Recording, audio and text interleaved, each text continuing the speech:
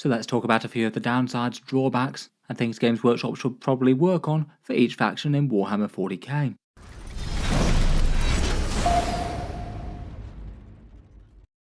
Hello and welcome back to Auspex Tactics, where today we're talking through some negatives out of each army, and a few of perhaps the barriers or downsides to picking up the faction and playing them in a way that a lot of people would like to on the tabletop. Recently I did a video on some of the easiest on-paper armies to start 40k with, where it got me thinking a bit as to some of the criteria that made an army easy to play in Warhammer 40k and with a low barrier to entry. So maybe this is partly looking at the flip side of that and throwing in a few things as to current gameplay and whether it really represents the army on the tabletop all that well. For this one, let's do a bit of an overview of some of the drawbacks of collecting each army, things between collecting, painting and current gameplay that frequently tend to be thrown around as talking points. Obviously this is more for the sake of fun discussion, not really so bad that it can put you off playing any Warhammer 40k army in the game. Though in terms of some metrics like price, easiness of putting them on the table, and whether or not Games Workshop's done well with their internal and external balance right now, there's definitely some armies that tend to have more drawbacks than others. I'd always maybe take gameplay with a little bit of a pinch of salt though. Rules do change from codex to codex and edition to edition, and far more so with in-game power, which can literally just turn on its head with each balance update, but I still think it's relevant enough for people who are wanting to get and play an army right now. Jumping straight into it, let's start out with the Astartes themselves. As I said in the easy starting armies video, they are one of the factions that I consider one of the easiest to break into Warhammer 40k with, having their vast model range, lots of discount deals, and being not the hardest to put on the table with painting. On the flip side of that though, their vast model range does come with its drawbacks as well. It's kind of likely for any casual player to really have a truly optimised Space Marine list ready to go, just due to the chance of some obscure unit getting super good or very relevant right now. And there's a massive amount of those that could potentially become the next meta thing. It does mean collecting them could be a never-ending task as well if you want to gradually build up to have a good representation of the units, and then a given squad might have things like multiple war gear options as well. Another issue with Space Marines is the entire Firstborn versus Primaris thing. A whole ton of models got sent to Legends at the start of 10th edition, which definitely wasn't a great feeling if you wanted to use them in more competitive style play. And it does look like they're in the awkward situation of having probably the rest of the Firstborn going that way in 11th edition probably. And it means that a whole load of units that are perfectly usable right now might well get the Legends treatment in 11th, which while more of a big deal to some than others, does probably mean gradual mothballing and can really put people off collecting them. Otherwise, Space Marines are one of the most popular armies out there. I feel like people can get a little bit of Space Marine fatigue if they face them too often. It's maybe a little bit less the case now when the core codex Space Marines are kind of weak in game and not as many people are playing them as opposed to other things if they have choices. But certainly when Space Marines get super strong, you might just run into loads and loads of people rolling their Astartes out. I think when I did a recent poll, a good 40% of Warhammer players tend to collect them, so absolutely masses of people compared with any other given faction. Maybe another small criticism could be that they tend to be a bit overly Ultramarine focused compared with the other well-known chapters. The Ultramarines do tend to be the poster boys whenever a new edition rolls around, and while the others don't get neglected as much as they used to, it still feels like they get kind of token support, just literally one character miniature and then a detachment that any other chapter can use just as well. Maybe feels like a little bit less support than you might like for say White Scars or Raven Guard.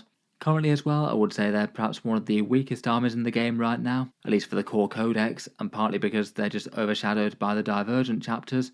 Games Workshop wrote them into a bit of a balance problem in 10th edition, without really particularly good ways for core Space Marines to outcompete Divergent chapters unless they add something clever in via a balance update. For example, Dark Angels can basically use Ultramarines Gladius and do it better with their own unique units, which isn't great on the field side of thing for balance. Obviously, as with the rest of the factions in this video, this is very much focusing on the negatives. Loads of unit choice, massive amounts of aesthetic sculpts if you want, lots of discount deals, and a whole load of deep lore for all manner of different chapters and sub-factions is pretty awesome. Lots of good reasons why Space Marines are one of the easiest armies to start 40k.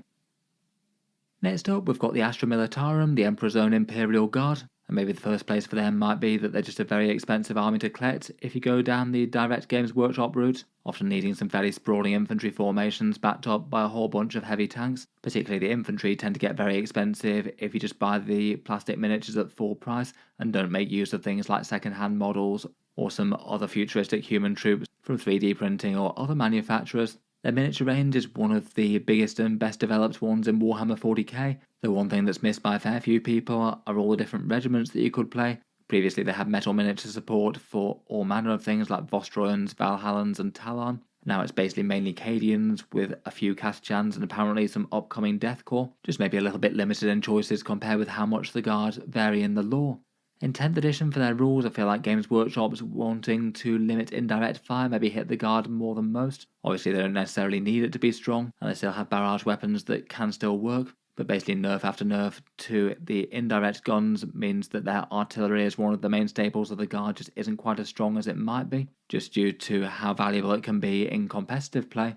While they do have a good feel on the tabletop at the moment, with the change to Born Soldiers and things, they still feel like their rules are a bit of a mess. Compared with just about any other army, their stratagem section feels like it's the very worst in Warhammer 40k perhaps. I believe there's one that's non-functional, at least a couple that you'd never use, some that are really quite overcosted for what they do, and reinforcements, maybe the best one aside from Fields of Fire, got limited to just once per game, and it means that Guard armies tend to make pretty heavy use of the generic stratagems out there. Another downside at the moment is that their big Forge World range is probably about to get sent to Legends when their Codex comes out. Probably not good news if you went heavy on those, as it will certainly affect my own Guard army a little bit. Overall, maybe a little bit more of a challenging faction to collect and one that takes a good amount more time just due to the expense and then often needing to paint up quite a bit of infantry. Of course, they are a really cool army with pretty awesome lore and being far more relatable than most. And for the criticism of their rules, they do have quite a good feel on the tabletop, I'd say, at the moment. Really good internal balance with the vast majority of their units being really quite solid indeed. And their Codex in January is going to come with a new miniature drop as well. Apparently some more fun stuff for the Deathcore in plastic. Before we move on, I thought I'd just give a quick shout out to Rattle Studios, the sponsor of the video today, a commission painting service based in Kentucky in the USA, with a whole back catalogue of some pretty awesome miniatures to take a look at. And as with other commission services, if you want individual models or units as a display piece or entire armies to request, they might be able to help out with their artist's time. The studio is run by Morgan Card, an ex-GW employee turned commission painter, working with a small team of 5 painters. I'll cycle back to talk about their offering a little bit more at the end of the video, so for now let's take a quick look at a few of their awesome minis. I feel like this Imperial Fists army is one of the most impressive things in their miniature showcase. Yellow's a hard colour to work with, and it's pretty cool having it executed quite this slickly across so many models. Otherwise, here we have a nice rendition of the ever popular Canis Rex. I wouldn't be surprised if that's a 10th edition commission for someone. And here we have a rather funky Votann Sagittor and an all rather glowy Tau Ravada battlesuit. I do quite like the object source lighting on that one. In any case, if you want to commission an army, feel free to check them out. I'll leave a link down in the video description, and I'll just cycle back to talk about their pricing and things at the end of the video. Moving on, we've got the Roman mechanical forces of the Adeptus Mechanicus. I feel like their downsides to collect are pretty well known in 40k in general. They're very, very expensive, perhaps generally considered the most expensive army to collect in the game. Even after Games Workshop buffed a lot of them and raised the points on a bunch of things, there's a few things that are still around about the 1 point per dollar mark. And if you're buying units at that kind of level, it'd be $2,000 for a 2,000 point army. Their combat patrol box maybe didn't really help with that too much, one of the lowest pointed ones in all of Warhammer 40k, due to a heavy focus of their elite infantry style specialists that don't deal all that much damage. Beyond that, they're also known as one of the armies that takes the most time and effort to paint up as well. Lots and lots of intricate details between the robes and all the fancy stuff on their bionics and even bodies. The Taraxi in particular are known as a unit that takes an awful long time, and they're not really particularly easy to transport as well, having a fair few aerials and bits that need a bit of love and care to not get broken. I do think that the effect looks pretty awesome on the tabletop, but the amount of effort to get a bunch of ranks of Skitarii ready for battle can take a lot of time. In their current gameplay, I feel like they're far better than they used to be. At least Games Workshop have made the Doctrina Imperatives a bit more impactful and affect a fair few more units. At their top builds, they're still a little bit mono playstyle in the Skitarii Hunter cohort perhaps. It just offers the units a bit more than the other detachments does, and that means that other things outside of Skitarii don't get as much of a look in, besides maybe Catastron Breachers, which are just all round strong. I think it would be really quite nice if they could make Castellan robots actually be genuinely strong as a big damage dealer. They're maybe not that far away from it, but outside of the cohort Cybernetica, they just feel a bit on the overcosted side. In any case, I think collecting Admech would often be seen as 40k on hard mode for a bunch of people. Even if they do have some really cool models and fun lore, or with the right army list, they can still be strong in game right now, a lot more mid-tier since the big update they got. Next up we have the Sisters of Battle, maybe feeling a little bit akin to the Admech in some ways, being an army of recent sculpts that's really quite expensive to collect. They've got plenty of normal human infantry sold in batches of 5, which generally goes hand in hand with being pretty expensive, though I guess maybe a little bit less than they might have been in the past, given points went up quite a bit with the massive power trip when their codex came out. Normally I'd perhaps rate the Sisters of Battle as a slightly higher skill army to play when they're more balanced. Their units are quite fragile and their damage output tends to be kind of close range, so they have to make some big decisions and have a few big choices to make as to how they spend their better miracle dice. Do they plug them in for more damage or lock in some charges or spend them in the other ways that can eat them up? At the moment though, as one of the strongest factions in Warhammer 40k, I feel like most people will do pretty fine currently. I guess if there's any negative to that at the moment, they can be a serious challenge for some armies to overcome on the tabletop, and they're probably strong to the extent where they're likely heading for some nerfs in the next balance update. Overall still a really cool army to collect though. They've got some fun gameplay mechanics and I particularly like the miracle dice. They're really strong right now with most units usable, and they were rated as one of the armies where they feel like their playstyle fits quite well with the lore when I did a video on that. And broadly speaking, I really like their miniature range. I think Games Workshop have done well with them, even if you wind up paying quite a lot for them. For the Grey Knights, they've got a smaller model range on the go that's now showing its age a bit more than some others. They really haven't had a lot of miniature support in any sort of recent times. Their core range is essentially 3 main kits in the power armoured ones, the Terminators and the Dread Knight, plus some characters and some extra bits from Marines. It's maybe a little bit unfortunate that one of their 3 main kits is the Dread Knight as well, as it's sort of famously considered one of 40k's less better looking models. Not everyone outright hates it, but there's certainly enough memes going around about baby carriers once it came out. For collecting them at the moment, maybe the biggest turn-off might be that their entire model range basically seems to be due an update. GW have been updating things to Primaris scale recently, and the Grey Knights don't have anything that's Primaris scale besides Castell and Crow. Though it's kind of annoying that we don't know exactly when the miniature range for them will drop. Could be in 10th edition, could be all the way to 11th edition or further afield. I think broadly speaking people just don't want to drop money on an entire new army and then have it all updated and realise that they might have preferred to wait in hindsight. For their current gameplay, 10th edition really did reinterpret them quite a bit. They basically became teleporting the faction, being able to ping units on and off the board with their core mechanic and a whole bunch of other bonus ones. Kind of meant that the entire army needed to be balanced around that, so it means that in general they don't tend to hit quite as hard as a bunch of other factions, and in particular struggle against tough stuff like monsters and vehicles, with only a few things like Dread Knights really being in any way effective anti-tank. It also means against some armies they might be seriously playing for scoring points and winning the mission as opposed to engaging in a more normal game of 40k, and that might appeal to a few people a bit more than others maybe. And it also perhaps seems weird that they don't seem to do particularly all that well against Chaos Demons currently. I believe primarily due to struggling to take down their greater demons that they like to run. Though to be honest, it might be better that Chaos Demons do at least kind of well against them, as opposed to have one faction hard counter another, even if they should in the lore.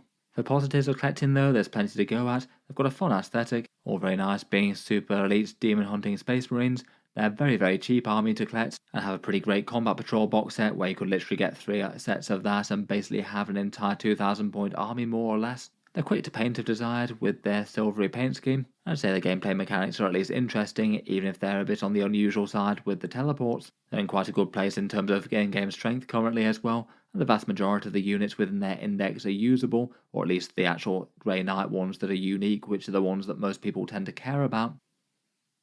Next up, we've got the Adeptus Custodes, along with the Grey Knights, another one of the armies that are rated as the very easiest armies to start with Warhammer 40k. They do have quite a lot of easy quality of life things versus other factions. If it had to criticise bits of them, then maybe their plastic range is a bit on the limited side really. They've only got 5 main kits and 3 flavours of elite infantry, Sisters of Silence and the Virtus Praetor jet bikes, then a few standard marine bits and some characters. And it means that if you really want to collect an army that feels like a more well-rounded army in 40k with the option for vehicles and other battlefield roles, you'd have to dip into their Forge World range, which is massively more expensive, or you have to go hunting for 3D printed near proxies. And where Forge World's concerned, I'd certainly feel a bit of apprehension about long-term support for them. I know they've said they're supporting Adeptus Custodes and Imperial Knights Forge World ranges for now, but given what they've done to every other faction's Forge World range, it doesn't seem guaranteed for the far-term future. Otherwise, for what people like or dislike in 40k, their gameplay tends to be a little bit on the simplistic side. If you fight them, it can often be a bit of a stat check as to how many golden models you can kill. And when I've done videos about it on the past, they've rated as one of the slightly less popular armies to play against. They're perhaps at more casual levels, where not every army might have the right tools to deal with that kind of army. While there's obviously still much better and worse ways to play them, they will often tend to struggle to reach top tables of big tournaments at the highest level due to the sort of skill ceiling they have with only so many clever things that you can do with some chunky guys with big guardian spears. And while Games Workshop might have finally managed to get them at least somewhere in the mid-tables of Warhammer 40k, the detachments really aren't very well balanced as well. In general, it's Shield Host as by far the strongest, the rest following after that, and Null Maidens and Auric Champions just not being up to much by comparison for most people.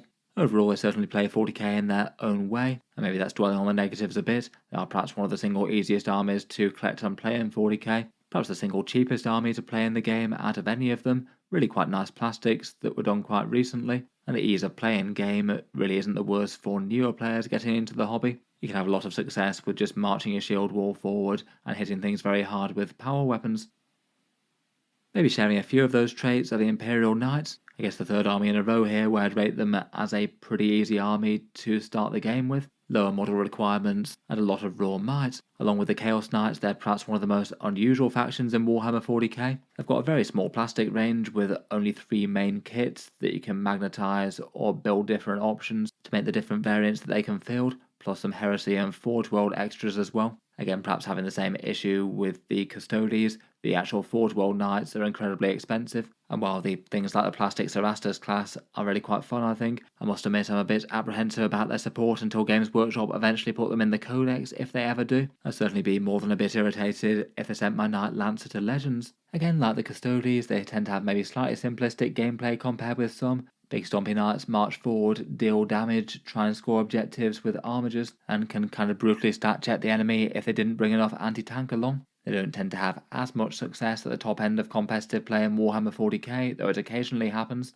and often can be a little bit reliant on things that are outside the faction like allied agents or Calidus assassins to make the most of their scoring. They will often tend to have a fair few games where they have either easy wins or hard counters against them, by the numbers losing kind of hard against things that can really destroy big tough targets really easily, things like say Astra Militarum or Thousand Sons, but stomp things that struggle against tanks such as Tyranids. They also just play the game of 40k in a very different way, and it might make them a little bit less interactive than other armies out there. For example, the opponent's small arms and anti-light infantry fire just don't really have anything to do against knights that much, so it makes some armies not really play in the way that they might like to. As a result, they often perhaps tend to be a second army for a bunch of players, or they might have knights and something else going on, as opposed to the only way that people play 40k full stop. For all their downsides though, they are pretty awesome at big stompy robots, pretty easy to use and fairly well balanced. At least the big ones are a lot more credible versus their Chaos brothers. They're relatively cheap to get into 40k with, though I'd say it gets a lot easier to run and play with if you can do a bit of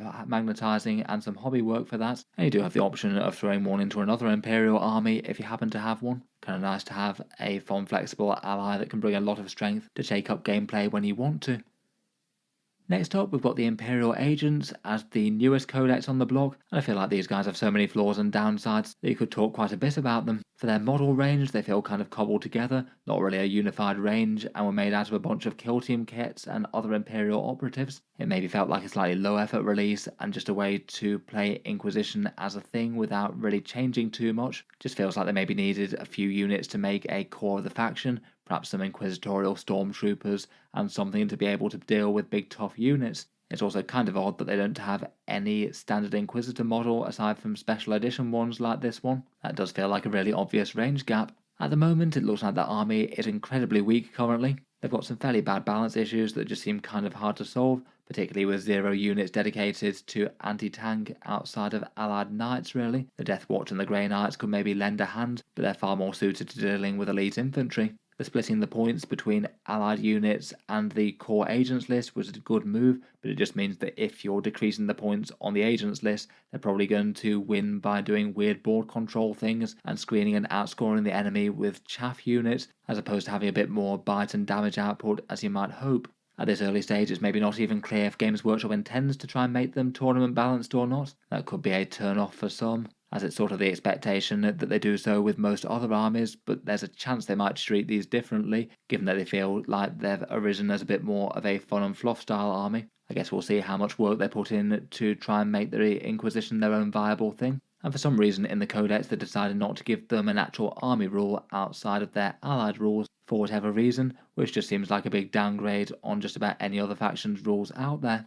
Deathwatch got rolled into the army, which wasn't the best news for a bunch of Deathwatch players' armies out there. Generally sentiment has been very low about it, given that you now either have to choose to use the actual Deathwatch Xenos detachment, and then basically forego any other Space Marine units, or run a standard Space Marine list pretty much to access the other Primaris things, only use mixed kill teams in Legends, and then ally in their actual unique Deathwatch units, so effectively using a bit of a less powerful version with less support. The future for the army feels a bit less good than some other armies out there, just because with this sort of collection of allied units like the Deathwatch have, it just feels like they could have some sort of major reinterpretation each edition. We don't even 100% know if Games Workshop will release them and have the same army fieldable in the same way in 11th yet, or really shift around which units the army could take, maybe allowing or banning certain units like the Chimera, Rhino, Sisters or Grey Knights, which might be available in some sort of different form. It was a bit sad they removed Eisenhorn as well, rather than giving him a plastic model, and the same with Inquisitor Karamazov. I guess there's at least some chance that they might return in due course though. At the moment I feel like they're probably the single army that has the most reasons to be a bit wary of them as their standalone faction. Probably best to go in with not as many expectations out of them and treat them as a fun and fluffy force to put some Inquisition on the board. And they do have the potential upside of being able to throw their unique units into a whole bunch of other Imperial factions out there, which if you have them it could be an advantage and allow you to shake up some gameplay for either fluffy or competitive games. Finally for the Imperium, we've got the more divergent Space Marine chapters, which I'll cover together, as I feel like they maybe have a few of the same positives and negatives. Maybe one downside to them is they wind up having to pay for rules twice over if you're going by the official Games Workshop codexes. Games Workshop system is that you've got to buy the core Space Marine codex and then also buy the supplement book, even if that supplement does cost less money. Still one additional cost above most of the rest of the armies. A couple of them, particularly Space Wolves and Dark Angels, have a few units that really are at risk of updates or going to Legends right now. Blood Angels just got off the back of feeling this really quite hard. Lots of their firstborn units, like say their unique Death Company or the smaller Death Company Dreadnought and Librarian Dreadnought went to Legends, and even the units that stayed in the Codex like Sanguinary Guard got quite different redesigns, and basically the entire roster of Space Wolves is kind of at risk of similar things happening to that, plus the remaining Dark Angels firstborn things like some of their Raven Wing Bikers. There's kind of no guarantee that a Primaris update will actually do well. I feel like they did very well with the Black Templars one, and most people were very positive about the releases. Same with the actual squads that came out for the Dark Angels, but far less so for the Blood Angels with their Death Company upgrade kit and the Sanguinary Guard without wings. Otherwise, they often tend to be in a kind of weird place balance-wise with Codex Space Marines. At the moment, they basically just seem to be pretty much Marines plus, having everything that Codex Marines have plus a bit more. Though in the past that very much hasn't always been the case, and sometimes the core Codex Marines get advantages as well. Say when their Codex gets updated before one of these chapters do. For internal balance and using their own fluffy detachments, I feel like some of them do a bit better than others. The Black Templars seem to be remarkably well balanced with both an okay but not overpowered unique detachment and all their unique units usable. Space Wolves did quite a bit better out of the Champions of Rust getting a buff. The Dark Angels feel a lot better now that they're actually using Inner Circle Companions and Deathwing Knights as their damage dealers, though competitive armies are very much using the Gladius as opposed to their own unique detachments there. And Blood Angels look like they've got some pretty strong stuff in the Codex, though we're still waiting on points costs and things which could change things a bit. Broadly speaking though, there's plenty of positives about these guys. They've got perhaps some of the most choice and model access of virtually any faction in the game, having all the core Space Marine stuff plus unique things. They've done pretty well as essentially sub-factions to be so developed as their own armies, and currently all of them are really quite strong in game in their own ways, and between all that there's quite a lot to like. Moving on to the Forces of Chaos now. And with just about every Chaos Space Marine faction, you can talk about the time it takes to paint the trim on the models. If you want to go with one of the standard themes, like say the Black Legion with the sort of brass and black effect here, either picking out all that detailing in metals or even just shading in the black bits, is usually going to take a really, really long time, and certain models take that to an entirely extra level, like the Helldrake for example. It can just mean that they take a kind of fantastic amount of time to paint if you do want a model that looks very similar to this box art here. Similar to the Space Marines, it's maybe a little bit disappointing that there's not a bit more Legion support for the standard Chaos Space Marines, at least for the ones like Iron Warriors and Word Bearers and the like. The standard Chaos Space Marine models feel like they fit far better for some than others maybe, and while Games Workshop want to keep their most amount of Legion support for the Heresy era, I feel like just at least a character or two and maybe one unique unit per Legion I think would be kind of fun. Or even just doing a bit more on the aesthetic side of things like their Night Lords have with the Kill Team upgrade sprue. I think that'd go a long way to adding a bit more of the contemporary Legion themes to 40k. In 10th edition in the Chaos Codex, I feel like there are a lot of positives to it, though certain units have been really quite neglected. Things like the Helldrake, the Lord Discordant, and Master of Possession, and a fair few others feel like they're really quite solidly towards the bottom of tier lists and things. And currently, in terms of army performance, their win rate's struggling a little bit more for the average player, though it still seems perfectly possible for them to be winning at tournaments. In terms of Codex detachment balance, I feel like they do have a fair few credible choices, with things like the Soulforged Warpack, Pact Bound, and the Renegade Raiders, though some of them feel notably underpowered compared with the rest. Deceptors, Fellhammer, and Dread Talons maybe in particular. Those are great reasons to collect Chaos though. They're a really cool army with deep lore, lots of different archetypes that you could go for, and enough miniatures that can make them really quite credible to do so, and they certainly can still do well at the top levels of tournaments, with a nice army with some fairly recent miniatures for the most part. They did find themselves quite a lot of new sculpts over 8th and 9th edition. Getting into flavours of Chaos Legion, and first up we have the World Eaters. Again, not really too much different on the trim for getting those Khorne Berserkers looking snazzy. The deity-specific traitor legions maybe tend to have a few areas of weirdness in army construction, maybe a few units that you might have expected them to have, or they previously could have accessed, aren't allowed, things like Raptors or Chaos Bikers for the World Eaters maybe. They can use a fair bunch of other generic Chaos stuff though their unique range for the World Eaters in particular is really quite a small one. There's only really the Berserkers, Jackals, and 8-Bound as their primary unique units, and then the Juggernaut Lord, Angron, and Khan for the characters, and they're lacking things like a unique Lord on foot, for example, things that you might expect to be kind of basics. With the World Eaters, it's all about the melee all the time. They are a little bit mono-dimensional in playstyle, though I feel that that's kind of expected if you do get into them. They are the melee Berserkers with Chain Axes army, and you wouldn't really expect them to be doing too much differently, and they still have a little bit of room for creativity. Different builds going heavier on the various flavours of violence can do really quite well, whether it's throwing in some demon engines or going heavy on the Berserkers and Rhinos perhaps, even if competitive lists do tend to be a bit convergent as to the same sort of build centred around Angron. For positives, they're a fairly fun and dynamic army to play, at least somewhat cheap with access to their combat patrol compared with some out there, particularly if converting a few possessed as 8-Bound. The sculpts that they did release for them I think look rather nice in general, with hopefully a few more coming on the way in 10th edition if they do get a follow-up release wave. The gameplay feels like they're in quite a good place right now, not so strong that they're broken, but still one of the scarier armies that you can play against. Next up for the Sorcerer's Legion of Tzeentch we have the Thousand Sons. I think they're another one where the effort of painting Chaos Space Marines in general really goes hard. They've got the trim and then also their nice looking blue and yellow stripes if you want them like the box art. Rubric Marines in particular take some time.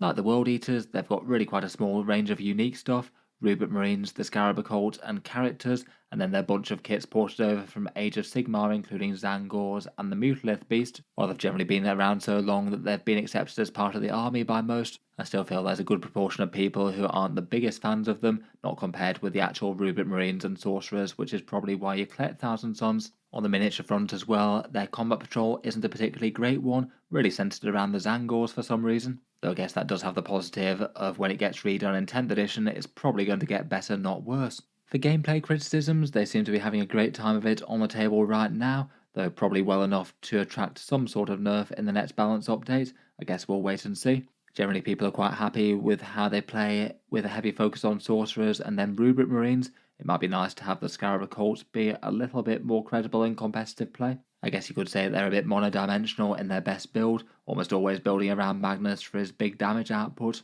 and their Kabbalistic ritual mechanic does sort of force them to build that way. Perhaps for newer players they could be considered a bit more of a higher skill army than some of the others out there. Really quite big decisions that you can make with power moves like where Magnus goes, and their stratagems and Kabbalistic rituals can give you some big power in certain areas of the board, and you do need to pick the right ones. Hard to go too far wrong with them at the moment though, they are really quite strong. Lots of positives to collect them of course, they're notably cheap with high points cost units, so you don't need as many of them on the tabletop. Most of their iconic stuff is effective enough in game, and of course they're pretty scary right now, bathing their enemies in lots of warp flamers and psychic magic. Finally for the Deity Legions, at least before Emperor's Children get a release, we have the Death Guard. Again, pretty complex and busy models, maybe even more so than the other Traitor Legions. They're maybe getting to the point where they've got so much going on that they can do a bit better with things like contrast paints. They do tend to be a bit more messy and go for a bit more exposed flesh and battle damage on their armour. It is maybe an aesthetic that appeals to some people a bit more than others, maybe a bit more love or hate on the appearance of them than some. For how they feel in 10th edition, there's positives and negatives. The vast majority of their unique units are genuinely quite credible to use in competitive lists, and they do have some fun stuff going on with their contagion debuffs and a bunch of lethal hits from plague weapons. What maybe seems kind of surprising though is that they just don't feel quite as durable as you might expect them to be. They lost any mechanics like disgustingly resilient as a core army rule, and just the extra pip of toughness just doesn't really feel like it does enough in 10th edition where a lot of strength went up. When they're on the tabletop, they do have some downsides. They're kind of slow moving, fairly close range, and there's only a few options that really deal with enemy tanks and heavy hitters all that well. It doesn't stop them from rating a kind of mid-tier army power-wise though. And out of their miniature range, while they're kind of lucky in that they got a whole bunch of kits compared with the other deity legions, being the central faction of 8th edition, a few things do leave some stuff to be desired. The combat patrol box is another one that really isn't well liked, weirdly having 30 pox walkers and the plague marines feeling like a bit of an afterthought, and the core troops choice in their plague marines only having 7 models in the box isn't that great either. It is Nurgle's fluffy number and everything, but does mean that you get less bang for your buck there. Still though, they can certainly be effective enough on the tabletop right now, well balanced against the opposition externally and internally, and they do better model-wise than the other deity legions so far, so they definitely have a good number of positives versus the competition. For the big stompy robots of Chaos, we have the Chaos Knights. Lots of similarities to the Imperials in terms of pros and cons, limited numbers of model kits, only really 2 main ones for these, plus the stuff they loot off the Imperial forces. They play 40k very differently, big stompy robots that aren't quite as interactive and can stat check enemy anti-tank, and they might often want some allied demon units to get the best out of them, which can change quite a bit edition to edition, both in terms of what's effective and what you can even take. Their core rules mechanic is their Doom and Despair type things. The Dread range does make them quite effective in Battle Shock, but it's always quite an unreliable mechanic to really base an entire army around. It's good against some armies, but far less so against others, and can often just be very random as to whether or not it does anything particularly useful in a game. And maybe since 10th edition came out, and even before that, the biggest criticism that's usually been levelled at their army is that it always seems to be War Dog spam that seems to be best. Despite multiple balance passes, Games Workshop just hasn't managed to make the Titanic Knights really all that good. At the moment, it tends to be all War Dogs all the way, maybe throw in a Rampager or a Knight Lancer if you're feeling brave. Admittedly, with each balance update, they do seem to be closing the gap bit by bit. It would be nice to have them a bit more balanced in the same way that the Imperials are, though. For upsides of the faction, again, there's plenty of ones the same as Knights, easy enough to use, fairly easy to get on the table, and both of their unique model kits I think are really quite nicely done ones, lots of fun stuff, and Knights in general can be a pretty good blank canvas that you can do all sorts of cool stuff with. I must admit I've seen a whole bunch of really quite nicely converted Chaos Knight armies, showcasing the Dark Gods in style. Again, definitely could be an alright starter army, at least if you're happy with the way that they play, and it's going to be a different experience to a bunch of other armies out there. Finally, for the ranks of Chaos, we have the demonic scions of the Dark Gods themselves. Their army is sort of 4 armies in one, which, while it's kind of cool for the amount of flavour of stuff that you can get on the board, does mean that any one deity doesn't really actually have the most models or units to choose from. But still, when everything's lumped together, the index is quite a big one with a whole load of bloat, lots and lots of stuff in the HQ section with various flavours of heralds. It does mean that if you want to collect demons of a different deity as well, the combat patrol won't be all that much good for you, given there's only Khorne demons in that one. Otherwise, for their miniature range, there's a few sculpts that are showing their age a bit more than others, perhaps things like the Bloodletters and Blood Crushers in particular, and a few of the other lesser demons that haven't got updated anytime recently.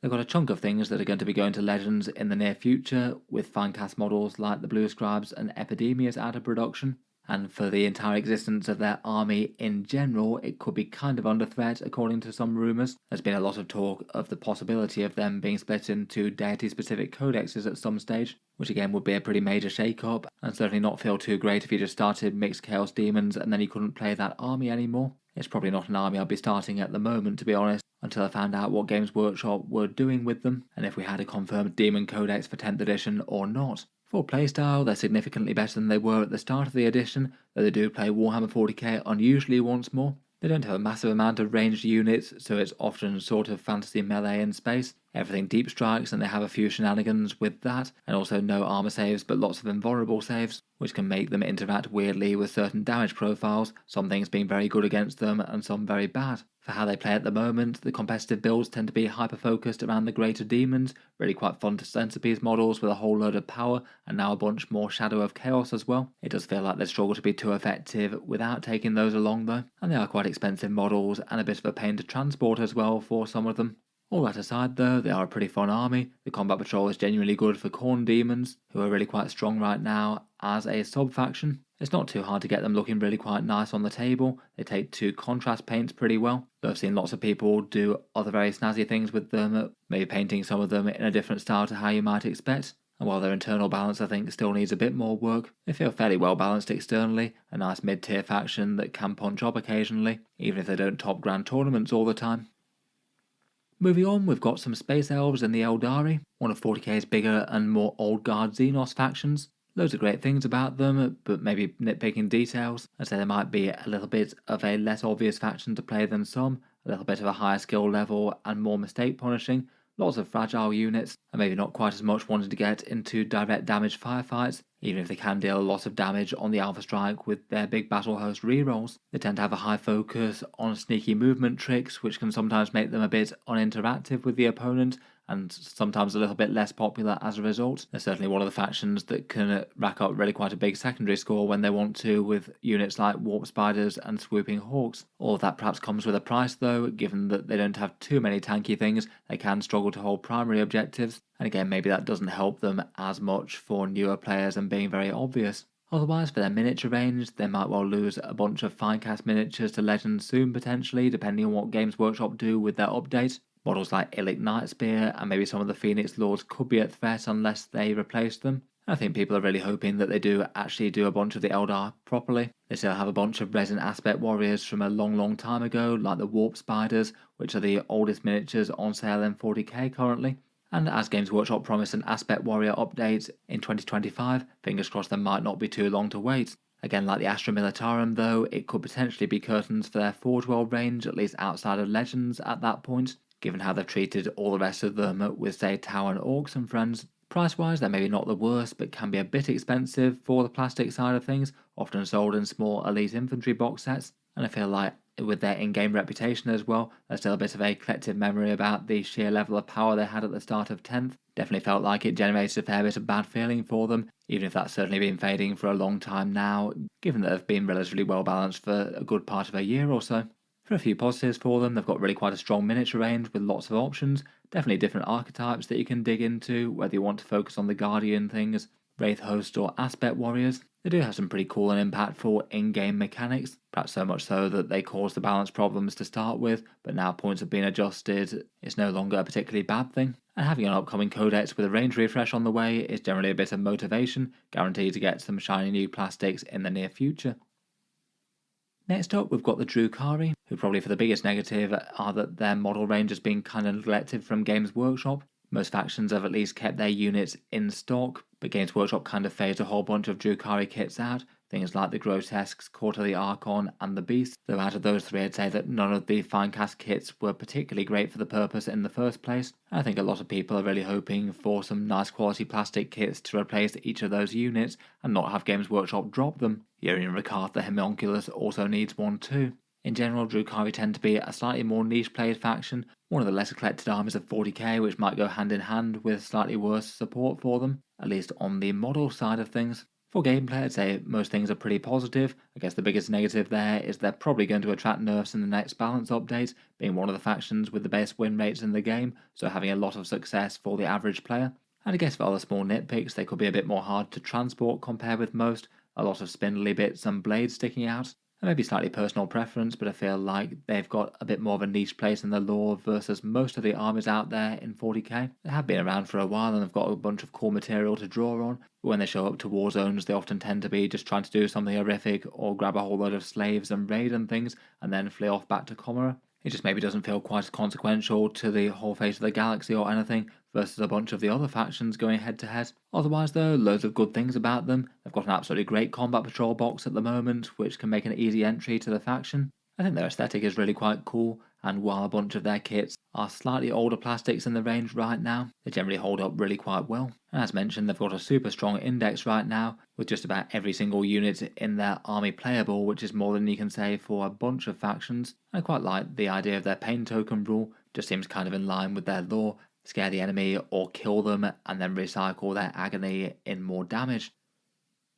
Next up, we've got the Tyranids, which I feel like in 10th edition have got less downsides than most. There's certainly big positives to being the focal faction of an edition launch, lots of recent new miniatures and a bunch of discount sets. After Games Workshop's big update for the Tyranids as well, their gameplay is looking far better than it was. Previously they just tended to be a bit over-reliant on a couple of scoring gimmicks and be seriously bad on the damage game. Their last balance pass really turned that around quite a lot, even if a few issues remain. I still say they're perhaps an army that has trouble handling heavier targets such as tanks and knights, outside of just a few data sheets, things like maybe exocrines with hive tyrants or tyrannofexes, and tough enemy stuff might be kind of hard to bring down if you don't have access to a few of the choice bigger bugs. Shadow in the Warp maybe feels a little bit unusual as a mass battle shock test, maybe not the single most exciting rule out there, even if it can be disruptive from time to time. And while compared with most they do have at least a few different viable competitive detachments, it was a shame that they nerfed Unending Swarm a bit, as that really hit the Horde style Tyranid build.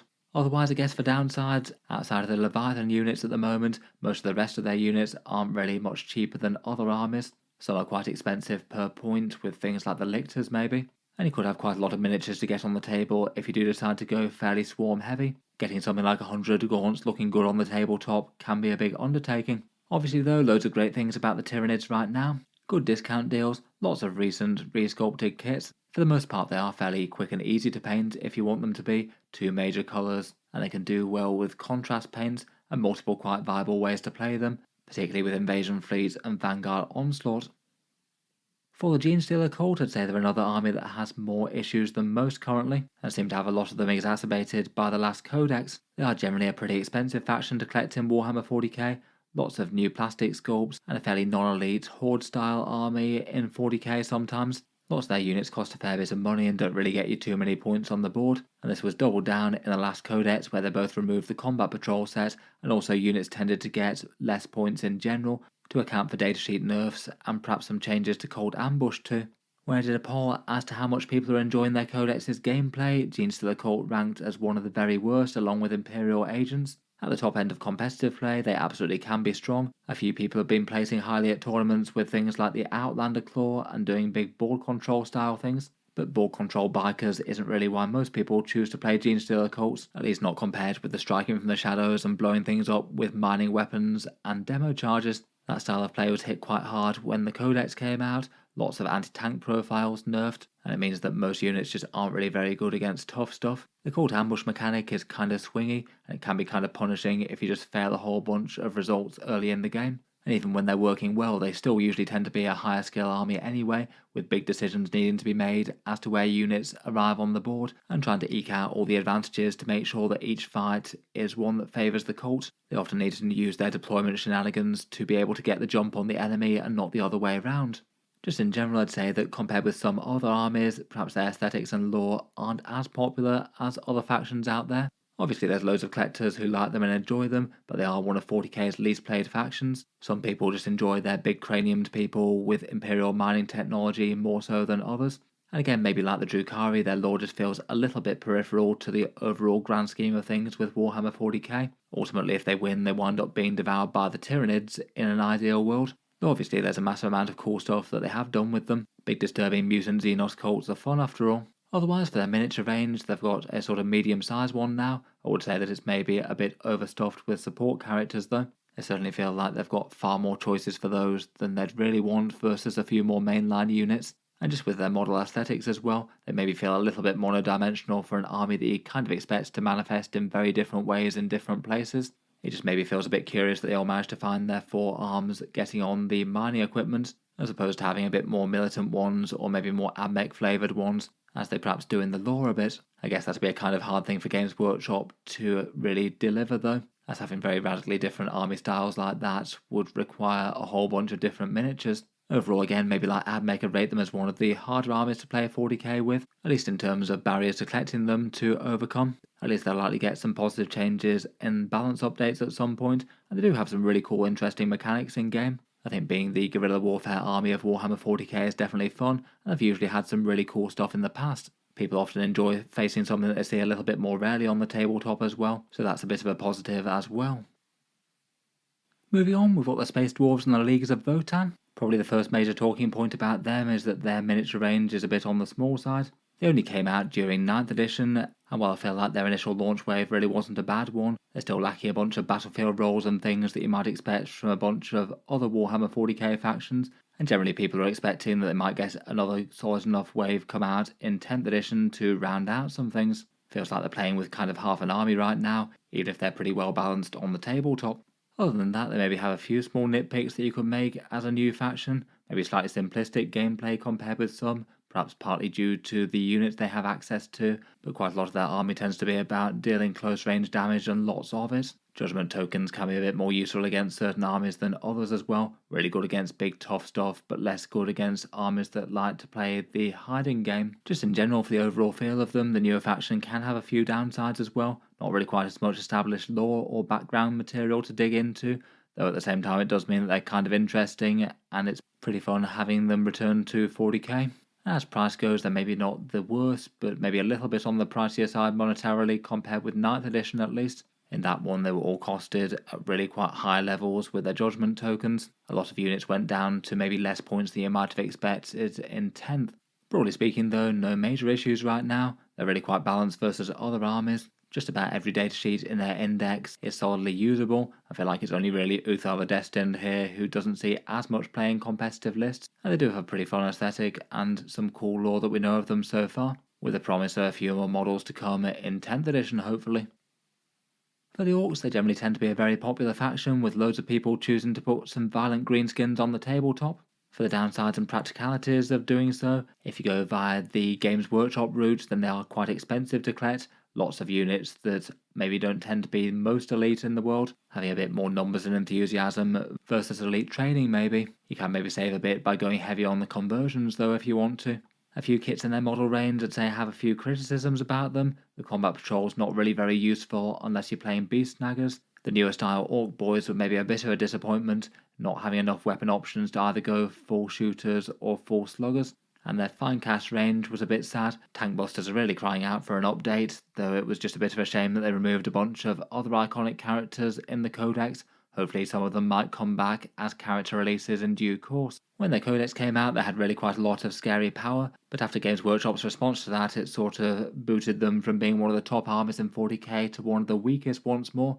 Just generally not so strong after Games Workshop slightly over-nerfed a few things, particularly Mega Knobs, though even before that it just felt like certain elements of the codex were really quite good, and others a bit overlooked, like the Buggers and Planes being far weaker than people would like, and their Walkers, Dreads, and Killer Cans and things aren't really all that good even in Dread Mob, let alone anywhere else where they don't get the kind of crazy buffs that that detachment can give them. If you are going for a lot of numbers as well, it might take a bit more time and hobby effort to get a force painted, and some scrap creations can have a lot of surfaces to paint, particularly things like the truck, though I would say that on an individual model basis they respond quite well to dry brushing and contrast paints, lots of nice surfaces for that, and add on a good bit of weathering.